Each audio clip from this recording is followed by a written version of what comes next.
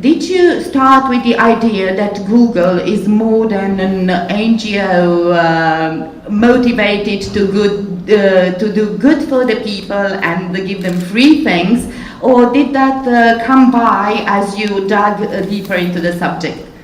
Well, it's funny actually to be here 12 years after I made a film in Romania about communism.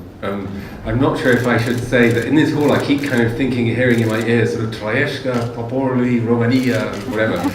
Sorry about that. But 10 years ago I made a film about communism, and in a way, one of the sort of secrets of the internet and the whole kind of ideology of the internet is it sort of claims to be a new communism, a new central entity that provides stuff for all of our good. But not just country by country, but this time sort of across the world. And it's the parallels between the sort of ideology of internet corporations like Google and communism are uncanny. Basically, on planet Earth, anyway, there's no such thing as altruism. It just doesn't exist. Even these NGOs that provide apparently millions of dollars worth of aid to the third world are run by people whose main preoccupation is succeeding in their careers or making the organizations that they run more and more successful. So, altruism doesn't exist, and of course, altruism doesn't exist with Google. Question is, what are we getting for free, and what are we paying for? And can I add one more thing? Because basically, I know that Romanians are very close to Latin, right? And there's one really good quote from Virgil's Aeneid. When the Trojan horse washes up, is there on the beach outside Troy, and it's the line from the Aeneid, beware Greeks bearing gifts. This is a sort of theme of digital exclusion, isn't it? It's the idea that sort of when you get the internet, billions of people aren't going to have the internet, and only a few of us will have the internet. I don't agree with that point of view. I've got many criticisms of the internet, but I don't have the same criticism of the internet that you have, because I've observed that actually the internet is a technology that reaches far more people than previous technologies. That wouldn't be my complaint. There's lots of people in Africa with mobile phones and smartphones and access to the internet, and they're using it in different ways, and they couldn't use phones or fax machines or computers in the same way. So in that sense, I think there's a lot of hope. The problem is one which I explored very as carefully as I could in my film, is that the internet, for its very essence, its fundamental structure, as well as through the business strategies of large corporations that dominate it, creates monopolies. And that's what I think we need to think hard about, is that we're reaching all these people, but where is the money going? And we need to create a much more diverse internet. That's what Jaron Lanier really goes on about. What he's really obsessed with is the economics of the internet. Morozov is obsessed with the politics of the internet. And I'm really into this Lanier idea that actually we have to deal with the economics of the internet, that the long tail isn't really there. We've got to work out a way that companies like Google actually make less money, and the people who are providing lots of information, all the stuff to the internet that people go to Google for, that they're somehow making a little bit more. That's where we need to get to. We rang up Google and said, we're making a film about Google Books and we're going to make sure it's quite balanced. Obviously there are criticisms to be made, but you also have points of view, and we promised to put them very carefully into our film. You can probably see I was quite careful to represent Google's views in my film. But we rang them up and said, can we, make this film? We want to come and interview you. And they basically said, go to hell. I want to make a film about Google Books? No. And the ultimate irony is that Google, after all, has this sort of slogan that's, to organize all the world's information and make it universally accessible. And when you ring them up and say, well, can I have some information about Google Books? They say, no. Okay, so basically then we went back to Google and, like the sort of clever journalists that we are, we said, well, it's not just about Google Books, we've got Wikipedia in there, there's Baidu, we're not just going for you, it's about the future of knowledge. And they sort of said, oh, okay, you can come and interview us about the future of search. Which is a bit like saying, well, you can come and make an advert about us. And that's not a very good thing to say to a journalist, because it was some experience, because it's going to make them angry. But anyway, we went there to shoot this interview with them, it was fine. And then I thought, I had a sort of brainwave, after years of experience, I realised that because, that really, really advanced, incredibly wealthy, high-tech companies probably don't phone other parts of their companies in other countries very often, or send them emails, because bizarrely that's always a problem. So I asked my Spanish producers, I said, do you mind just putting a call into Spanish Google and seeing if there's a head of Google Books there, and maybe he'll talk to us, or she. So they dialed the number, put the call in, asked for the interview, and they were like, yeah, sure, come over. So I got on an airplane to Madrid faster than, you could put on a pair of underpants. And we shot the interview, and that's why, in the film, we have an interview with Google Books head in Spain, and we have an interview with the head of search from Google in America. Well, first of all, it went through many variations, but around 2009, I wanted to make a film that was critical about the internet. That was the idea. I wanted to make something that was critical about the internet, because I'd seen Remix and Steal This Movie, and I'd read, Free by Chris Anderson, and I was just amazed at the kind of cheekiness of all these mathematicians telling us that now all cultural products had to be free. I just thought, Jesus Christ, how can they come out with this stuff? And in a way, very simplistic history. For thousands of years, we had an agricultural economy. Then, we had an industrial economy. And in Romania, the industrial economy started in 1970. I'm sorry about that. But then we had a services economy, which started in the 90s. And now, everyone was being told around, 2009, everyone was being told that we had a knowledge economy. And I thought, fantastic, a knowledge economy. So people who provide knowledge, like journalists and filmmakers and stuff, we're going to now be like the growth sector of the economy. But just at that very point in time, we were being told by people who ran enormous internet platforms, corporations, actually no. In the knowledge economy, anyone who provided knowledge had to provide it for free. And I thought that was a myth worth challenging. The Google book settlement was defeated, and in the last couple of years, Google has signed agreements with many, many publishers, perfectly legal agreements. We'll show 20% of your book, we'll make the whole book searchable, and we'll create a link on that page to somewhere where you can buy the book. Okay, well, what's the big problem with that? I mean, that's a sort of traditional settled agreement between somebody who's selling something, somebody who's buying something. I think that making all knowledge accessible to everyone is fine. Should it be free? Well, yes, it should be free in the same way that food should be free. Wouldn't it be wonderful if when you went to the supermarket tomorrow, some internet guru or the person running the supermarket decided that in the future all food should be free, and you wouldn't have to pay for food? What an improvement that would be for the world. But it might cause a few problems for global food production. Can I just add something? Because, I appreciate being asked lots of critical questions, because that's good. That means people are thinking, and it's good, to think and take different points of view from my film. That's fine. But a much better comparison for you to answer your question would be between food and oil, or copper or iron. You could argue that copper and iron and oil should be free because they just come out of the ground and you don't really have to produce them. But we don't think that because we know there's an effort involved in getting them there. Just like we know there's an effort involved in growing food, and there's also an effort involved in producing books, movies, music, and any other cultural products. Although it was difficult to find a lot of information about Google Books, I think that's fine. People can make a commercial choice to use Google.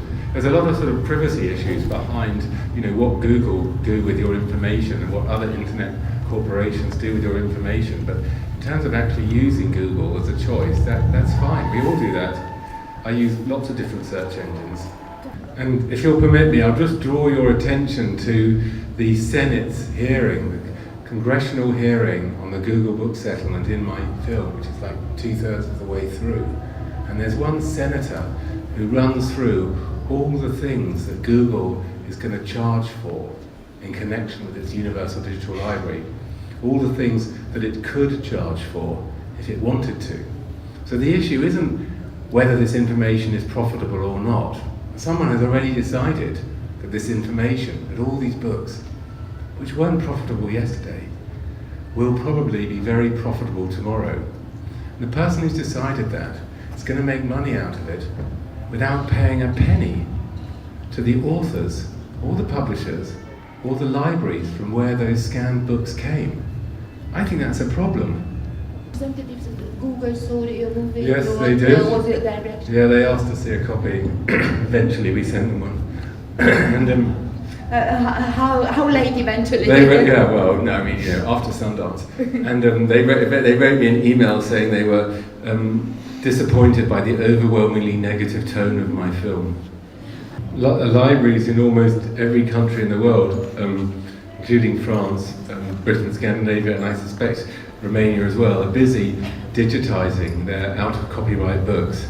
And no doubt in 20 or 30 years from now, every single out-of-copyright book will be digitized, and there'll be some kind of website linking it all up, and you or I will be able to find and read any out-of-copyright book on it, which is a great thing. How did you get the 6 seconds, I think, footage from the Google warehouses? The 6 seconds of footage we found on a PBS news report about sort of 5 years ago or something. Now, I don't know how PBS got it, but anyway, they did, and so we put it in the film. That was all we could find. And your second? Yeah, and the second question, this seemed to be quite a massive project. What do you plan to do next?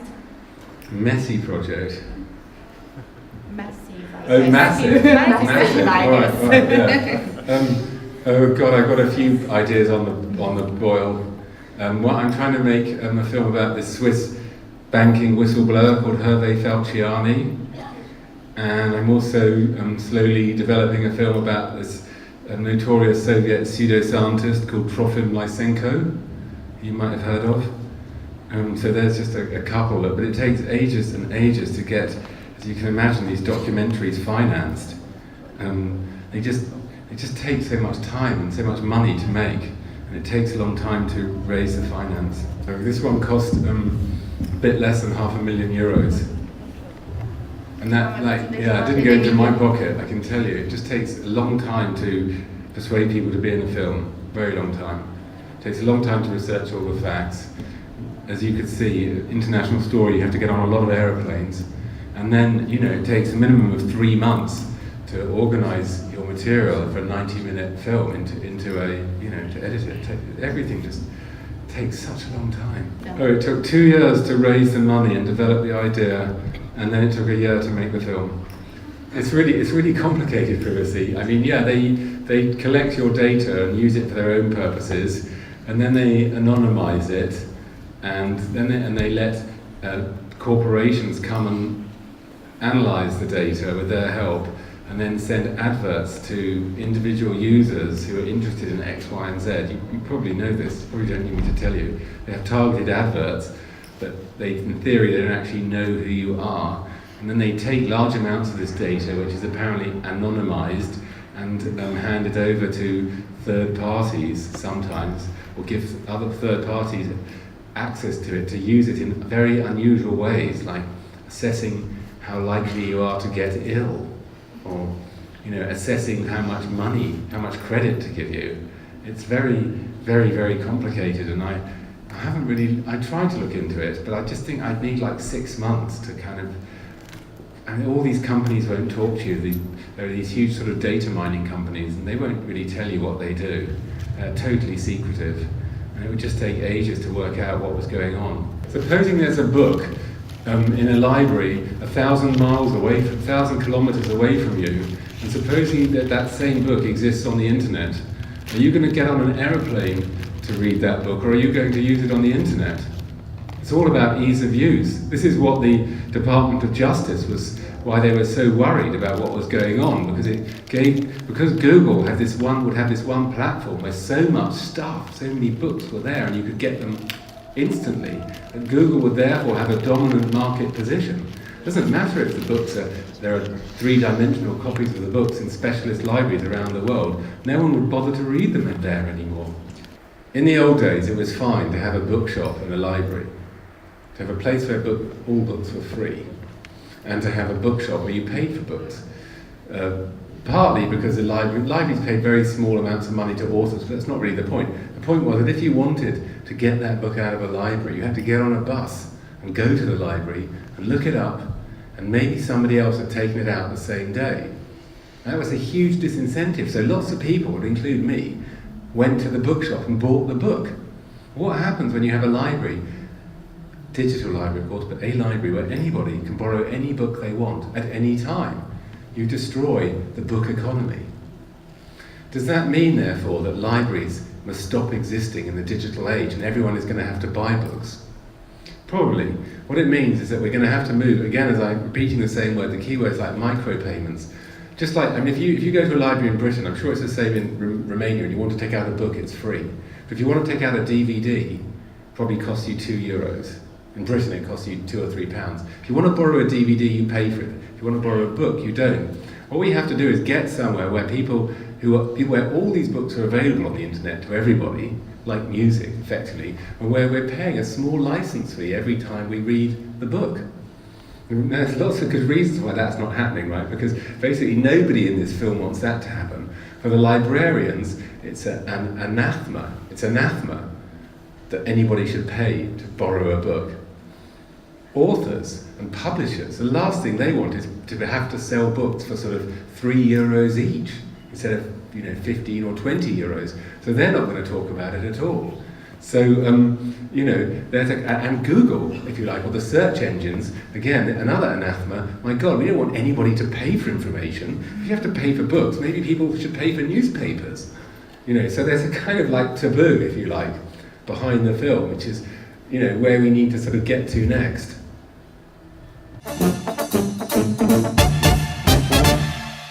Well, I wanted to make a film that was critical of the internet. I wanted to make a film that got people to think critically about the net.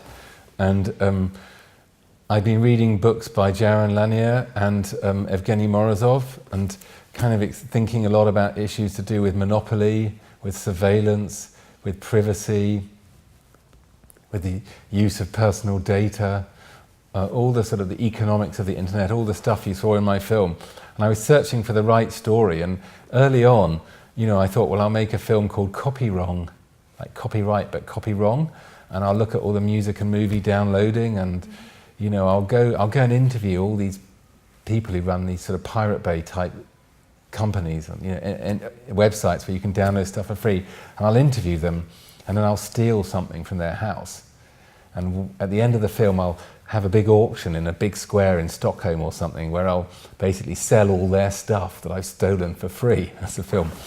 But anyway, that never came off. Basically, some commissioning editors liked it, some didn't. And finally I pitched it in Barcelona, I think, and this this commissioning editor said, well, I don't want to put money into a film that suggests that my 13-year-old is a criminal. And I thought, actually it is a problem. It's really difficult to get people to think critically about the internet through a story or a film about illegal downloading, because everyone just wants all that stuff for free.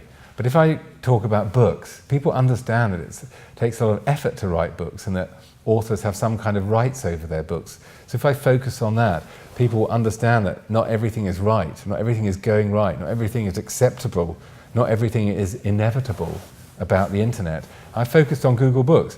And the other really good story, the Google Book story, what made it really good was that ultimately small, collections of authors from around the world had opposed Google, and in quite conventional ways they'd opposed Google. They'd written emails, they'd created petitions, they'd written to their governments, and eventually this had gone to court. There'd been a court case in America, and it involved governments, and it involved the Department of Justice, and it involved individual publishers and whatever else. And these people had actually forced Google to abandon its original master plan. And I thought, that's great. I don't really want to criticize Google, but I want to criticize the internet. But this is a really good story, and it shows that actually, you and I, ordinary people, we can exercise some kind of control over the future of the internet and over our future. Well, basically, it's very difficult to raise money for a film like this. And you, as a documentary filmmaker, because I've made a lot of films, there's a lot of European television channels that know me and they like what I do. That doesn't mean they're going to give me money. You have to write a very detailed proposal, and then you have to go around all these different pitching forums at documentary festivals, pitching your idea and trying to persuade them to give you money to make it. Those labels don't mean very much to me. Is this an authored film? Maybe. Is it a journalistic film? I hope so.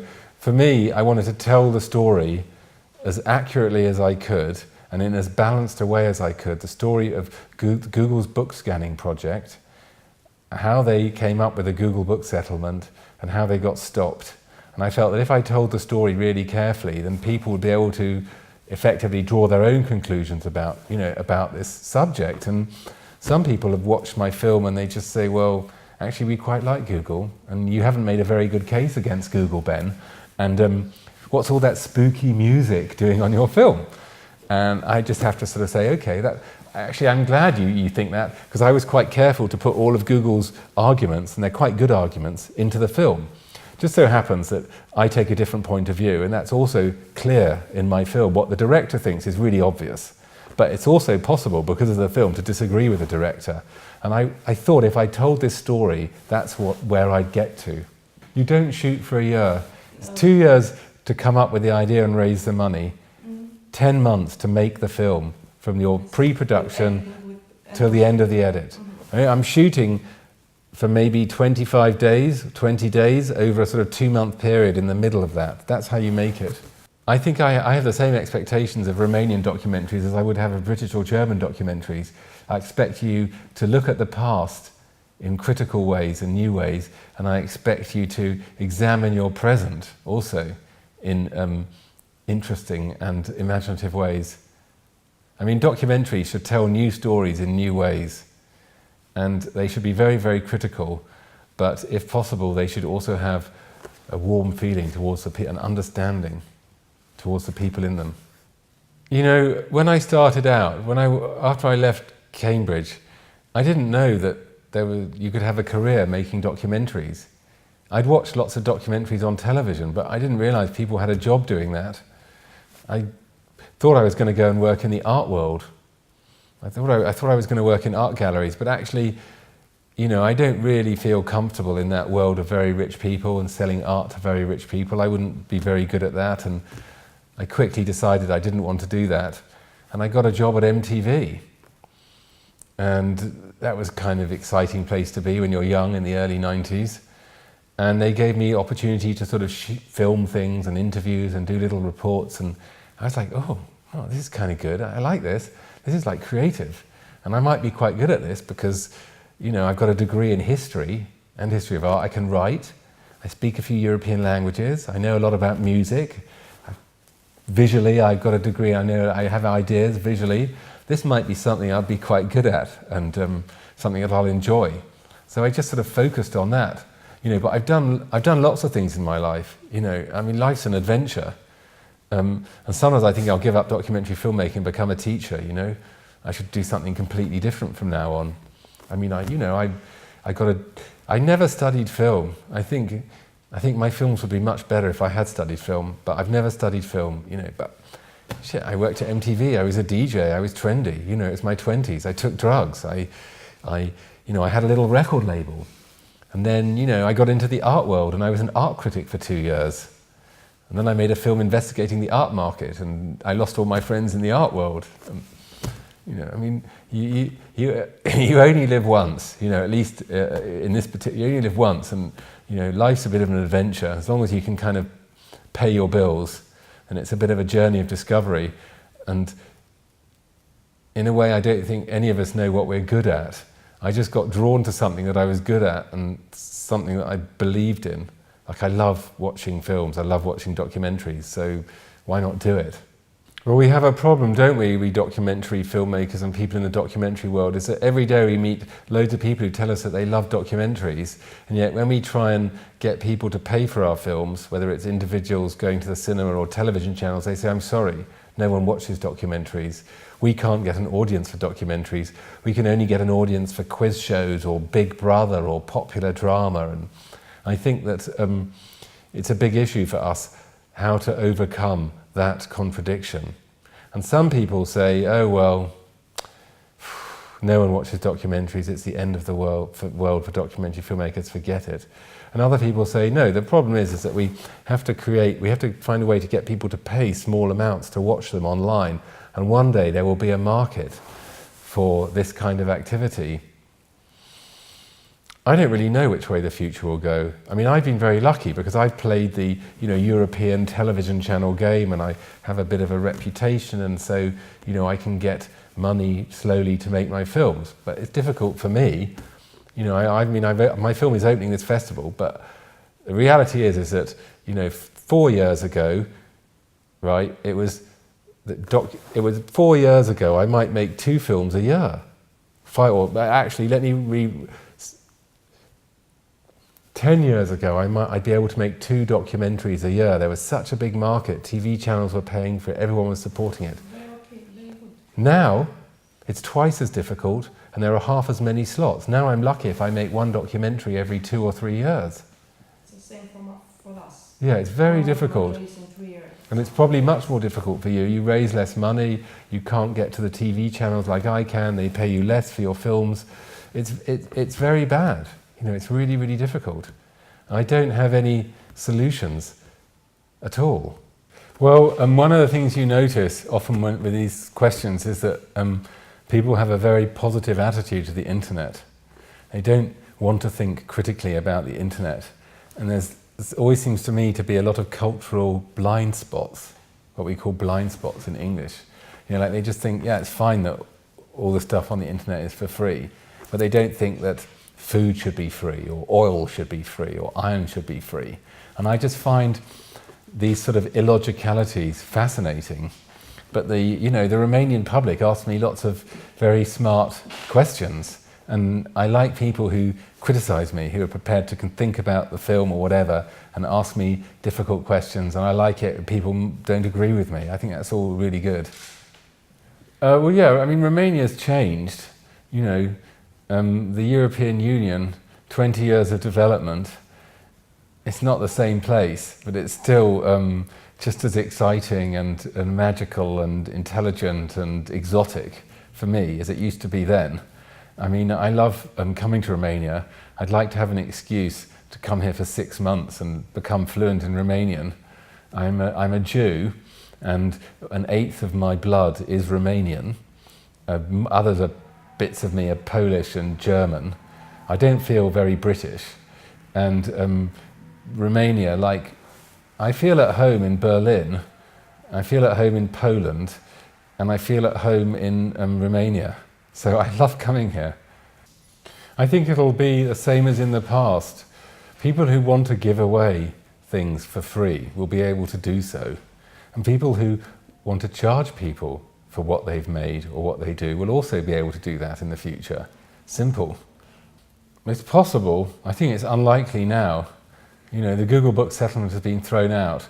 I think it is a problem if you allow one institution to gain access to vast amounts of information of any kind and to have a monopoly over that. I mean, as we know, if the National Security Agency, if the American state can read all of our emails of any individual on the planet and analyze all our search results and see all our Facebook entries and analyze all that data, then you know, they will have a power that will be dangerous, and we should stop that happening.